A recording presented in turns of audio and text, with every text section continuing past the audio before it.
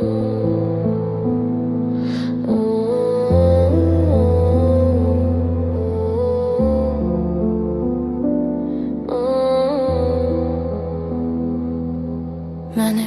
ürəyimdən keçənləri bir özüm bir də Allah bilir.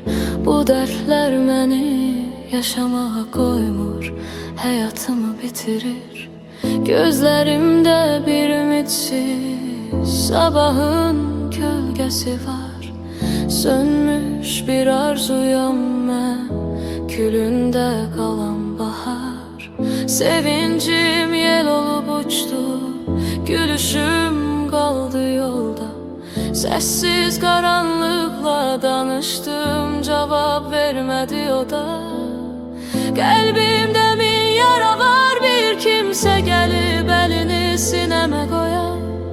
Kədərlə dərdlə yazılmış bu əsər həsr olunur ulusoya. Xəyalımda bir səssiz liman, dalğasız kimsəsizəm. İçimdə qopan fırtına ilə hər gün biraz tükənirəm. Dost dediklərim keçdi yanımdan, bilmədi halımı. Ən yaxın bildiklərim çəkdi ruhumun qapısını. Sözlərim yorulub artıq, susmaqla danışıram.